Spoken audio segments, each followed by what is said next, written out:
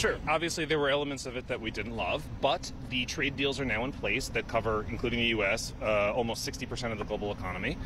Huge deal for America, like huge investments coming in, commitments to purchase everything from energy to defense products.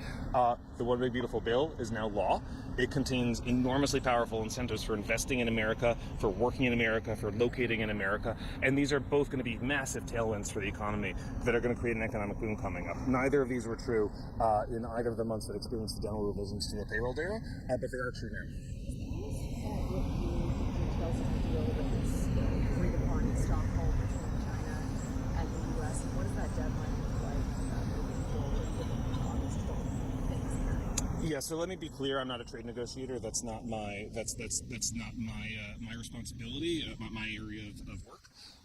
But, look, the deal was made in Geneva. The deal was made in London. Talks happened, and the United States is monitoring those talks and seeking, continuation of the deal.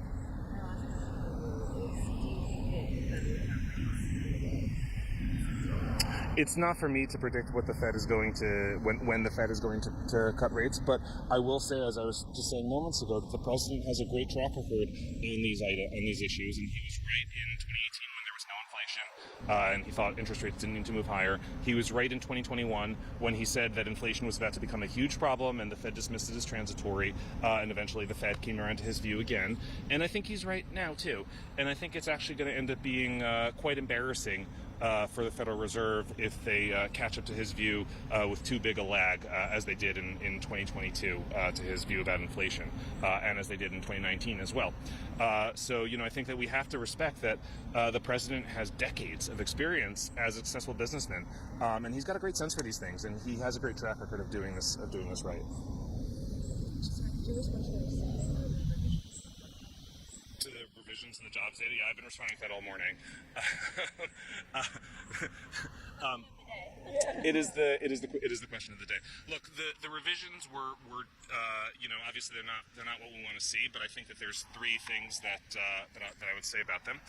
One is about 60% of the overall revisions were due to quirks of the seasonal adjustment process, changes to seasonal adjustments. There's about 100,000 jobs in May, and I think about 40%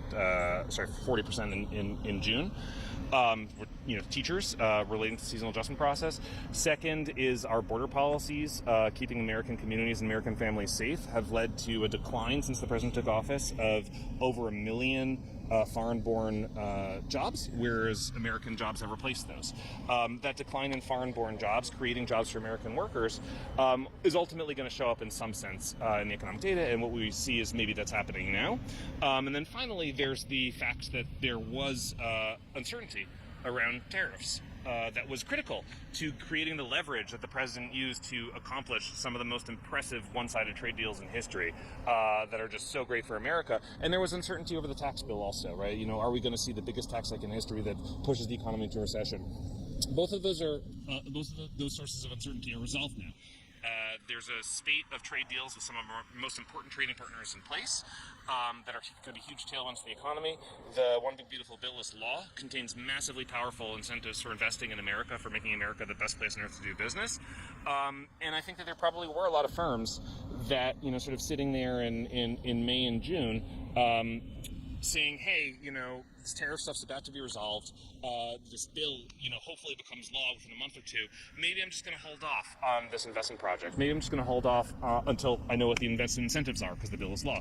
Maybe I'm just going to hold off on opening this new office until I know what the tariff situation looks like. That's totally reasonable and absolutely something that you would expect. However, that's done now. That uncertainty is resolved. People know what the lay of the land is now, both on the trade front and on the tax front.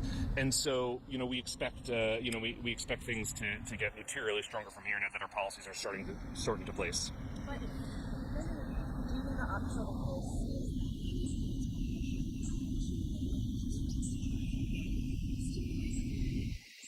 I think it's, I don't want to sort of tell the Fed what to do, but I think that, I do think that these data are evidence that the president not only has had a great track record in the past on making predictions about inflation, about the economy, but that he's probably right now too, and that will, and eventually folks will catch up to where he is. Unemployment rate rising facing with the recent job numbers. How worried are you that maybe it's too late to reverse course? Is the administration confident that they can maybe get some of those jobs back? Or I would describe the unemployment rate as stable, not as rising. I think that the month-to-month fluctuations we've seen in the unemployment rate are pretty much noise that you would expect. But we don't think at all there's any sense of it being too late. I mean, I just listed those extraordinarily powerful economic policies from the trade deals and the tax bill that are going to create an economic boom, and that's only part of it. We still are plowing ahead, full speed ahead on the deregulation. We're plowing full speed ahead on energy abundance. These are all tailwinds for the economy, and I think that there's probably often an excessive overemphasis on what the Fed is doing, when in fact what the rest of the administration is doing is just so profoundly powerful for generating economic growth and making America the best place on earth to do business, the best place on earth to hire. if there's an overemphasis on what the Fed is doing, why do you think the Fed has sort of become such a big, I would say, talking point for the Fed? Well, I think policy is in exactly the right place on so many other policy domains. It's in the right place on tax, it's in the right place on trade, it's in the right place on regulation, it's in the right place on energy, right? Where is it not in the right place? And the president has been very clear about what he thinks about that, and he's absolutely entitled to his view, especially when he's got such a great track record of being right. But I've got to get to a meeting in a few minutes, so thank you guys. I'm sorry.